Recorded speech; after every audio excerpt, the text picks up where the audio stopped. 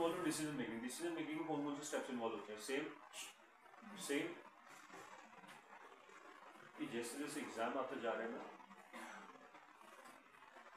Steps in decision making. Steps in decision making, decision making में कौन कौन से स्टेप्स होते हैं? पहला वही सेम प्लानिंग वाली आएंगे। कौन सा? Identify and diagnose the real problem. मतलब क्या हुआ इसका? सबसे पहले प्रॉब्लम को समझो, ऑब्जेक्टिव जो हो गया या प्रॉब्लम को समझो। डिसीजन के लिए वर्ड प्रॉब्लम यूज होगा, प्लान के लिए वर्ड ऑब्जेक्टिव। दूसरा क्या है? और किस तरीके से ये प्रॉब्लम को सॉल्यूशन मिल सकता है। तीसरा ऑल्टरनेटिव्स कौन कौन से इसके। अच्छा, ऑल्टरनेटिव्स के बाद में select the alternative based on that and then जो बेस्ट हो उसमें से उसको सेलेक्ट। क्लियर? देन आता है hierarchy of decision. Hierarchy of decision मतलब all the decisions taken at all the time are generally not equal important. कुछ decision बहुत इंपॉर्टेंट होते हैं और बहुत इंपॉर्टेंट डिसीजंस को थोड़ा सा एक्स्ट्रा टाइम देके 2 बार 4 बार सोच के लेना चाहिए। कुछ डिसीजंस वेरी लेस इंपॉर्टेंट कि भाई आज क्या खाऊंगा, which type of food should I have, it's not so important, ठीक है। But for a patient it's very important. Patient के लिए कि आज उसको क्या खिलाया जाए, अगर आज उसको ऑपरेशन हुआ है उसको क्या खिलाया जाए, it's very important for decision. Clear है?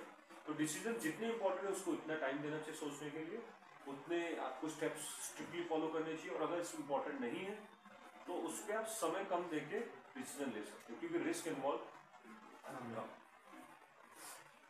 नेक्स्ट आता है डिसीजन मेकिंग बाय ग्रुप्स। ये बड़ी प्रॉब्लम होती है डिसीजन मेकिंग बाय ग्रुप में। सबसे पहले तो कोऑर्डिनेशन की प्रॉब्लम आ जाती है। मैं कुछ और कह रहा हूँ, आप कुछ और कह रहे हो। जब एक आदमी को unity of command, if one person have to take the decision he can take, he और she can take.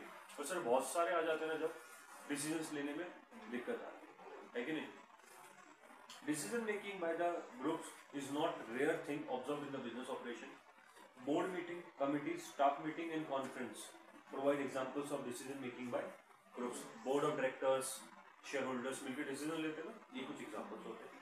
10 director at top level of the organisation make decision in their board meeting. Similarly departmental manager, executives solve a number of problems jointly. In what type of problem, at what level, and how decision making by the groups may be used in the organization is a policy matter and rest with the higher ups. But whatever is restored to the appointing authority should lay down in explicit terms the scope and exact functions expected of the groups. If properly handled, decision making by the groups or committees offer the following advantage. Groups में अगर properly handle करके किया जाएगा तो क्या क्या फायदे होंगे? पहला, डिसीजन की क्वालिटी डिसीजन लिए जाएंगे। दूसरा, कोऑर्डिनेशन के साथ लिए जाएंगे, मतलब कल को कोई भी उसमें से बैक नहीं करेगा, सब उसको मानेगा। तीसरा, group decisions providing opportunity of participation by the individual. अगर डिसीजन आप सबका है तो सब उसमें पार्टिसिपेट करोगे, नहीं तो अदरवाइज एक आदमी तो या 2 आदमी हमेशा हम नहीं करते हैं, और वो हम नहीं करते वाले दूसरों को बोलेगी तू कर रहे हैं, तू भी मत कर। और हमारे तो ये पता है ना क्या है, कच्चे है ना, तू क्यों कर रहा है, और तू क्यों कर रहा है करते ही हम, मुझे तो नहीं करना है, मैं क्यों कर रहा हूँ, रोबोट है ना हम तो, इधर बटन लगा हुआ है, तू क्यों कर रहा है, अबाउट टर्न, मुझे नहीं करना। Okay, so decision making groups में क्या होता है, अपॉर्चुनिटी होनी चाहिए, सबको उसमें पार्टिसिपेशन की मिलेगी, रिप्रेजेंट करने का, सबको रिप्रेजेंट करने का मौका मिलता है वहां पर, क्योंकि सबका डिसीजन है। आप एक छोटा सा एक एग्जांपल लेके देखिए, अगर एक घर पे आपके एक कोई इलेक्ट्रॉनिक अप्लायंस लेके आना, मान लो एक एलसीडी लेके आना, और गलती से आपके पेरेंट्स आपसे पूछ लेंगे बेटा इधर आप बैठ, एक एलसीडी लाना है, अपना बता क्या करना है। पहली बात तो फेंट, हमें इतनी इज्जत।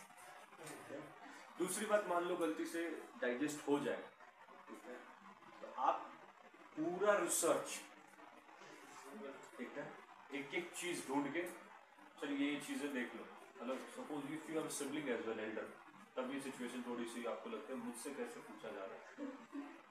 सो उस केस में आपसे कोई डिसीजन लिया गया कि ये गाड़ी लानी है या ये करना है या पार्टी करनी है, तो ऐसे से करनी है पार्टी, ये ऑर्गेनाइज करो। अब सर, अब जो वो पार्टी हो रही है, तो उस प्लान को सक्सेस करने के लिए आप दिन रात एक कर दोगे। क्यों? अगर फेल हो गए तो आप फेल हो रहे हो, ठीक है?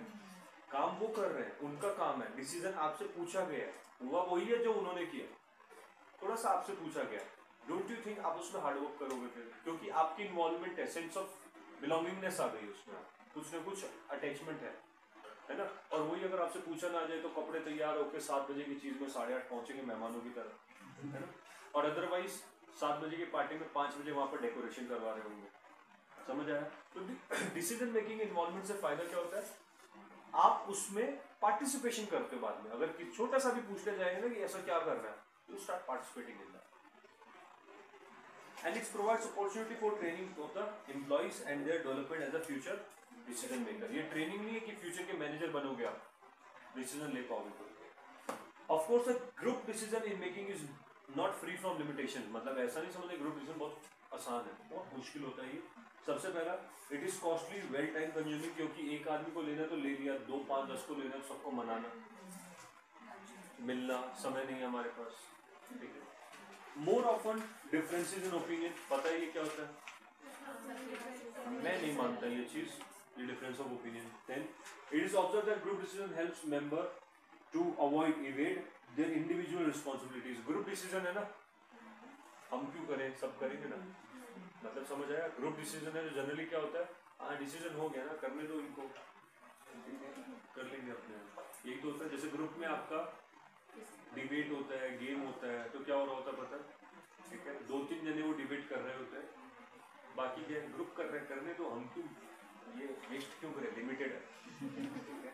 कभी किसी दिन बंद हो गई तो it's a limited thing, let's not waste. Okay, then if individual member of the group is able to dominate, अगर कोई एक आदमी डोमिनेट कर रहा है बाकी सबको, मतलब वो एक तो पहली बार डोमिनेट कर रहा है अपनी नॉलेज से, तब भी बाकियों को प्रॉब्लम है। क्यों? डोमिनेट कर रहे हैं, and we are human by nature, हम डोमिनेट होना चाहते नहीं है, हम चाहते नहीं। अब आपसे पूछा जाए क्या ये सही है, आप क्या कहोगे? नहीं ये सही नहीं, बात फुल स्टॉप। होना क्या चाहिए कायदे से, ये सही नहीं है, ऐसा करो, मेरी तरफ से ये ओपिनियन। आप क्या कहेंगे, हम क्या कहेंगे? ये सही नहीं है, वो दूसरा लेके आएगा ये भी सही नहीं। अगर आपको लगता है कि कुछ चीज सही नहीं है तो आप अपना राय दीजिए उस पर कि ये हो सकता है, राय तो दो कि ये नहीं तो ये हो सकता है। अगर हम कहते हैं गवर्नमेंट ये सही नहीं कर रही है, कंपनी ये सही नहीं कर रही है, ठीक है, गवर्नमेंट नहीं कर रही है सही, बट क्या हमारा ऑब्जेक्टिव है एक न्यू इंडिया बनाना जिसमें सबको कानून मानना रहे? तो क्या उसके लिए गवर्नमेंट को एक्ट को स्ट्रॉन्ग करना पड़ेगा? पर लोग क्या कह रहे हैं, सही नहीं है। अच्छा, मानते हैं सही नहीं है, आप बता दो क्या करना है। हम प्रोटेस्ट कर रहे हैं, जैसे अब आज बताया आपने कि आज मोटर व्हीकल एक्ट के अगेंस्ट प्रोटेस्ट है। क्यों, क्या क्या किस चीज के लिए प्रोटेस्ट? कि ये सही नहीं है। क्या कोई ये बताएगा क्या करना चाहिए? फिर क्या करना चाहिए? आप देखते हो, आप में से शायद कुछ हो या आप देखते होगा, छोटे छोटे बच्चे ये स्कूटी और बाइक लेकर सड़क पे निकले हुए होते हैं। हाउ दे ड्राइव, मतलब एक ऐसा लगता है कि घर से आज हम वापस नहीं आएंगे उससे, मतलब वो बच रहे होते हैं बिकॉज दूसरे आदमी सही गाड़ी चला रहे हैं, ट्रस्ट में। और बहुत बार वो गिरते भी हैं, हाथ पैर टूटते हैं, ठीक है? तो क्या उनको कंट्रोल किया जा रहा है? और माँ बाप आजकल ले जा बेटा कोई बात नहीं, पापा नहीं तो मम्मी, मम्मी नहीं तो पापा, चुपचाप ले जा चाबी, पापा को मत बोलना या मम्मी को मत बोलना, इधर ये भी गलत है। पेरेंट्स को भी फाइन है, अगर माइनर चला रहा है तो पेरेंट्स को भी फाइन है, पेरेंट्स हो जाएंगे, ठीक है? अब कंट्रोल करो अपनी चाबियों को, छुपा के ले गया था, कंट्रोल करो, आपकी प्रॉब्लम है, चाबी को मत दीजिए आप। सो अगर आप कोई भी डिसीजन लिया जाता है, कुछ लोग मिलकर लेते हैं, तो डिसीजन के अगेंस्ट आपको पहले, अगर आपको प्रॉब्लम है तो करेक्ट ऑल्टरनेटिव आप बताइए कि ये होना चाहिए, तो शायद आपके ऑल्टरनेटिव में वो प्रॉब्लम निकाले और दोनों मिलके शायद अच्छा एक डिसीजन आ जाए। फिर आता है evaluate decision making importance. Decision making की इंपॉर्टेंस को इवेल्युएट करते हैं, क्या फायदे होते हैं इसके?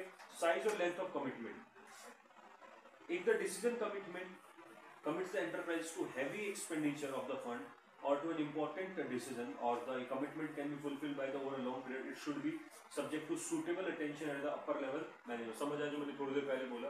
अगर किसी डिसीजन में बहुत ज्यादा रिस्क इन्वॉल्व है, खर्चा इन्वॉल्व है, टाइम इन्वॉल्व है, तो उसके अंदर अटेंशन थोड़ी सी एक्स्ट्रा अटमोस्ट थोड़ा सा एक्स्ट्रा ध्यान दें उसमें। Flexibility of plan, decision involving inflexible course of action must carry out priority over those easily change. समझ आया? अगर कोई प्लान, दो प्लान है, एक फ्लेक्सिबल है, चेंज हो सकता है, और एक चेंज, तो पहले क्या करना है? जो चेंज नहीं हो सकता उसको पहले करो, क्योंकि बाद वाला तो फिर भी बदल सकता है ना। Certainty of goals and premises, मतलब if the goal and premises are fairly certain, a decision resting on them tends to be less difficult and then where they are highly uncertain। मतलब समझ आया?